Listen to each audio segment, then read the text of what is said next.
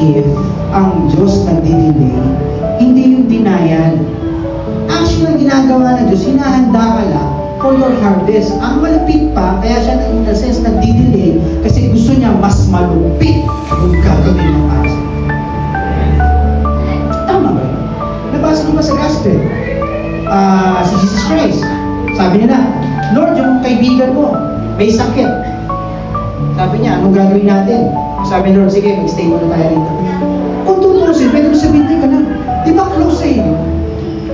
Kung close sa iyo, dapat nagmamadali ka talaga mag-bring natin sila sa may sakit eh. Basta hindi, mag-delay, okay lang. Hayaan mo muna yan. Nag-delay mo na ilang araw si Lord eh. Naglakad pa siya.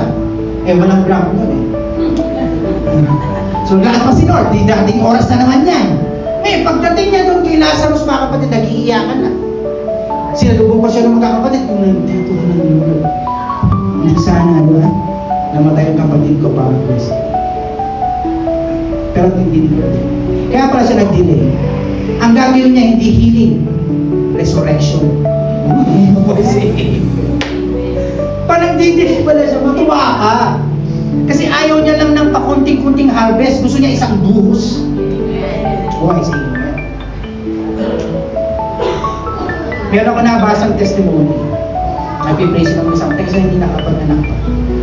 And naniniwala ko that God is the God of acceleration, the God of speed, because He's the God of time.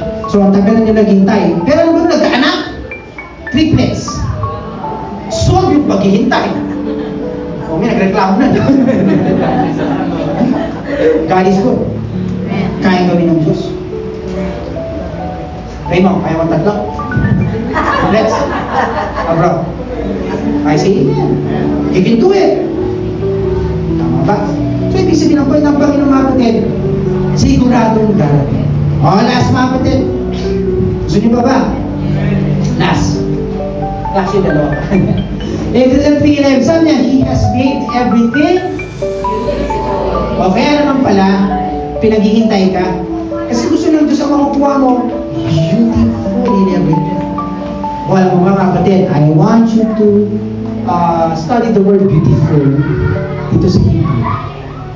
Yung pangalan ng anak yan, Yahweh. Yahweh, Zoe Yahweh.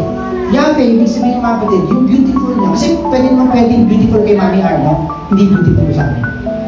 Pwede ang beauty can be subjective. Pwede yun eh.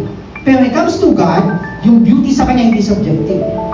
Objective. Ano yun? Talaga lahat ng dimension, angulo, beautiful. Yun pala ang gusto ng Diyos. Na pag natanggap ng blessing mo, walang kalungkutan. Kasiyahan, kapayapaan. Tama? Pag sa tamang oras. Tama? Kaya huwag ka magmamadali, mga kapatid. Look at this, mga kapatid. Isaiah. So Isaiah, look at this. At the right time, I, the Lord, will make it happen. Tingnan mo, mga kapatid. Sinabi niya, relax ka lang. Kasi pag tamang oras naman, siya ang gagawa. Yes. Kaya hindi nakadepende yan sa iyo. Nakadepende sa Kanya.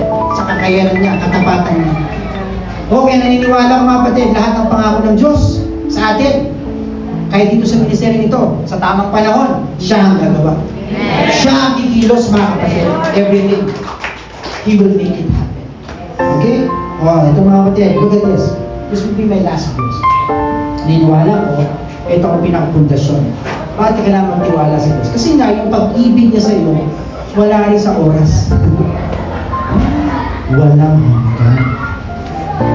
Kaya kaya mo magtiwala sa Diyos. Kasi alam mo yung nangako, hindi lang tapat. Nagmamahal. Tama? Mahal na mahal ka. Ang malapit pa mga kapatid, sabi niya, I have drawn you with my kindness. Dito kasi kindness daw sa ibang translation, loving kindness. Speaks of Hesed. Pangalan naman ni Noah yan. Noah Hesed. Ibig sabihin, the grace of God sa New Testament. Tama grace eh. Pero actually, yung Hesed talaga is yung the gracious love of God. Nabiyayang pag-ibig ng Diyos. I say, tama ba? Kaya mga kapatid, yung pagdating ng pangako, para sa biyayang ng Diyos. Tama ba? I say amen. At yung biyaya ng Diyos will keep you. Tama ba? Parang nito mga kapatid eh.